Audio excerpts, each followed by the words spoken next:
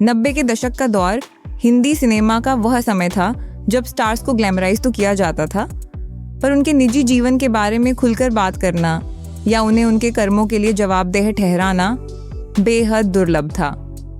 अजय देवगन, जो उस समय के उभरते और फिर सुपरस्टार बनते सितारे थे, उनके चार्म और गंभीर स्वभाव की खूब चर्चा होती थी, लेकिन जितना वो ऑन स्क्रीन रिजर्व नजर आते थे, उनके अफेयर्स की खबरें उतनी ही अधिक गर्म रहती थीं। अजय देवगन का नाम उस दौर की 2 दिग्गज एक्ट्रेसेस रवीना टंडन और करिश्मा कपूर से जुड़ा, और हर कहानी में एक कॉमन पैटर्न था। किसी रिश्ते के खत्म होने के तुरंत बाद अगले रिश्ते में उनकी एंट्री।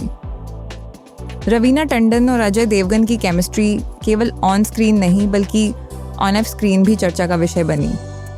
कहा जाता है कि दोनों एक दूसरे को गंभीरता से डेट कर रहे थे और रवीना उस रिश्ते को लेकर काफ़ी इन्वेस्टेड थी, लेकिन यह रिश्ता लंबा नहीं चला।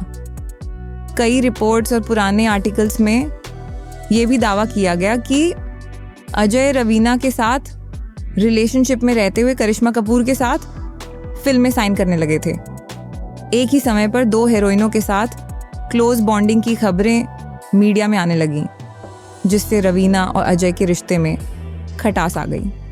इस ब्रेकअप के बाद अजय और करिश्मा की नज़दीकियां अचानक बढ़ गईं, इतनी कि लोगों को शक होने लगा कि क्या ये एक प्लान्ड शिफ्ट था या इमोशनल ओवरलैप। कई इंडस्ट्री इनसाइडर्स का मानना है कि रवीना को बिना किसी क्लोजर के इस रिश्ते से बाहर निकलना पड़ा। बाद में जब रवीना से इस रिलेशनशिप के बारे में पूछा गया तो उन्होंने इसे एक अनुभव कहकर टाल दिया, लेकिन उनके इंटरव्यूज़ में वो टीस और खामोशी साफ दिखाई दी। वहीं दूसरी तरफ करिश्मा कपूर के साथ अजय का रिलेशनशिप भी ज़्यादा लंबे समय तक नहीं चला। उनका साथ कई फिल्मों तक सीमित रहा और इसके बाद भी ब्रेकअप की खबरें उतनी ही अचानक आईं जितनी तेज़ी से दोनों करीब आए थे।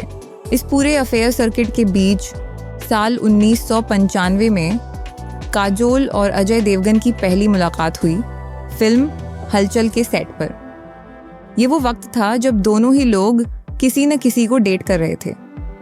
एक इंटरव्यू में काजोल ने खुद कहा था कि जब उनकी पहली बार अजय से मुलाकात हुई तो दोनों के पास अपने अपने रिलेशनशिप्स थे और सेट पर एक दूसरे से उन रिश्तों के बारे में बात करते थे।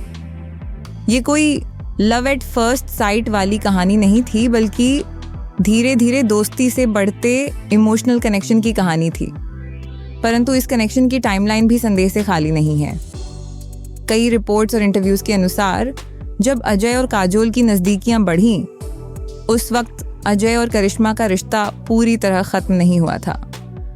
कुछ इनसाइड रिपोर्ट्स यह तक कहती हैं कि करिश्मा और अजय के बीच डिस्टेंस तब आया जब काजोल के साथ उनकी बॉन्डिंग ज़्यादा गहरी होने लगी।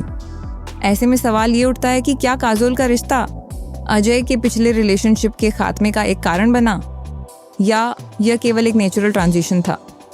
इस पूरे फेज़ में सबसे दिलचस्प बात यह रही कि अजय देवगन ने कभी भी इन रिलेशनशिप्स को लेकर खुलकर बात नहीं की। न ही उन्होंने रवीना या करिश्मा के साथ अपने अफेयर की पुष्टि की, न ही खंडन किया, और यही उनकी पब्लिक पर्सनालिटी का हिस्सा बन गया। एक रहस्यमयी चुप्पी जो कई बार उनके ऊपर लगे इल्ज़ामों को और पुख्ता कर देती थी। वहीं काजोल एकदम अलग व्यक्तित्व की इंसान थी, ओपन, वोकल और इमोशनली इन्वेस्टेड। उनका मानना था कि अजय दूसरों के लिए भले ही रिजर्व्ड हों, पर मेरे साथ वो अलग हैं।